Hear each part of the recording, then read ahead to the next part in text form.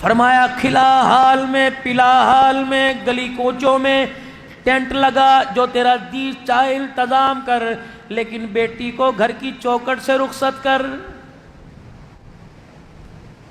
پلے باندھ لو میرے بزرگوں، میرے جوانوں اس بات کو۔ فرمایا بیٹی کو دروازے سے رخصت کرو گے، جس چوکھٹ کو پار کر کے باپ کے سینے سے لگ کر اماں کی دعائیں لے کے نکلے گی، تمہیں کیا پتا اس مکان میں کتنی مرتبہ قرآن پاک پڑھا ہوگا، کتنی نمازیں پڑھی ہوں گی، کتنے سال اعتکاف بیٹھی ہوگی، کتنی صلاۃ و تسبیح پڑھی ہوگی، شب قدر شب برات کی راتوں میں کتنی اللہ اللہ کی ہوگی۔ رب کعبہ کی قسم ہے، جب بیوٹی پارلر سے سج کر شادی حال سے دولہن بن کے جائے گی، کتنے بد نگاہوں کی لعنت لے کے جائے گی، اور جب اپنے گھر سے دولہن بن کے جائے گی، پتہ نہیں قرآن کا اپنے گھر سے کتنا فیض اپنی جھولی میں لے کے جائے گی۔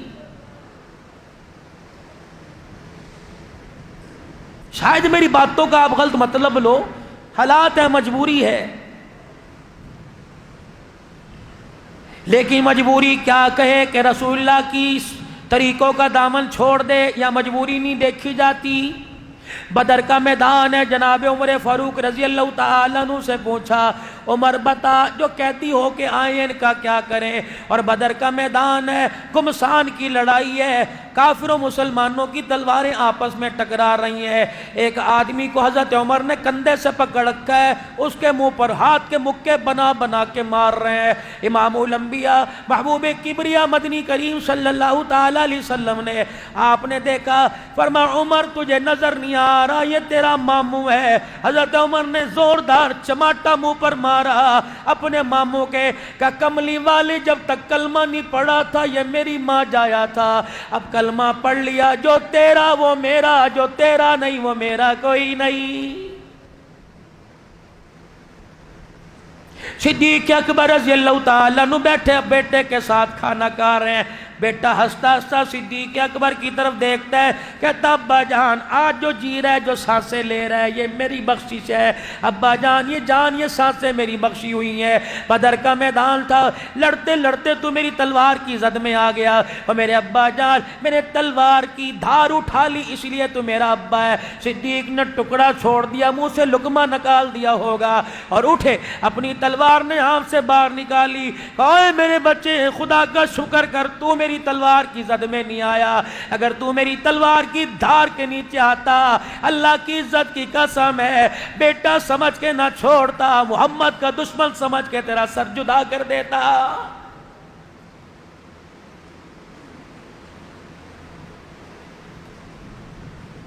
کسی دعوت پر جا رہے ہوتے ہو، سوٹڈ بوٹی ہو کے جا رہے ہو، جوتوں پہ پالش ہے، کپڑوں پہ استری خوشبوئیں لگا کے جا رہے ہو، تجھے گلی والا، مکان والا، دکان والا، ریڈی والا، چھاپڑی والا، انجانا جانا ہر پوچھے گا کہاں چلے کہاں چلے، کہے گا فلانی جگہ جا رہا ہوں فلانی جگہ جا رہا ہوں، کوئی کہے گا خیری جاؤ خیری واپس آؤ، کوئی کہے گا جاؤ اللہ کی حفاظت میں جاؤ۔ قیامت کا دن ہوگا میرے عزیزو، حوض کوثر پہ جائیں گے صدیق عمر عثمان علی، کربلا کا شہ سوار حسین رضی اللہ عنہ، اور لٹ پٹ کے آنے والی سیدہ زینب رضی اللہ عنہا، فاطمۃ الزہرا اپنے بچوں کو گودی میں قرآن کی لوری دینے والی، اگر مسجد کے امام سے، عبدالحنان سے، متولی سے، انتظامیہ سے، نمازیوں مؤذن سے، آپ سے میرے سے پوچھ لیا کہاں چلے، ہم نے کہہ دیا تیرے نانے کے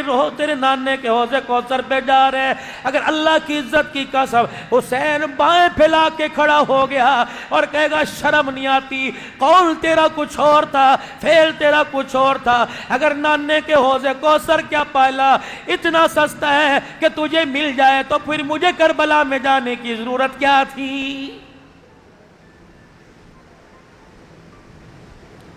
اگر تیرا میرا نظریہ یہ ہے کہ سرکار قبر میں آئیں گے اور کہیں گے اسے چھوڑ دو یہ تو میرا ہے، اگر تیرا میرا نظریہ یہ ہے قیامت کے دن حضور ہاتھ پکڑ کے جنت میں لے جائیں گے، تو مجھے بتاؤ فاطمۃ الزہرا رضی اللہ تعالی عنہ نماز پڑھتے پڑھتے کیوں گر گئی؟ حضرت علی نے ہاتھ پکڑ کے اٹھایا، کہا فاطمہ کیا بات ہے؟ رو کے کہنے لگی علی 4 دن ہو گئے حلق سے نیچے ٹکڑا روٹی کا نہیں گیا، اتنی کمزوری ہے میرے سے مصلی پہ نہیں کھڑا ہو جا رہا۔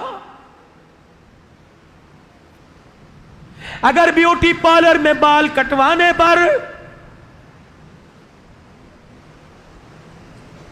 شلوار ٹخنوں سے اونچی، گلا کھلا ہوا، اللہ اکبر، کلی جہاز کے اندر 60-70 سال کی عمر، دوپٹہ کوئی نہیں، سینہ تان کے کھڑی تھی. پتہ نہیں میرے سے کتنی مرتبہ منہ سے استغفار نکلا. میں نے کہا جب ایسی مردودنیاں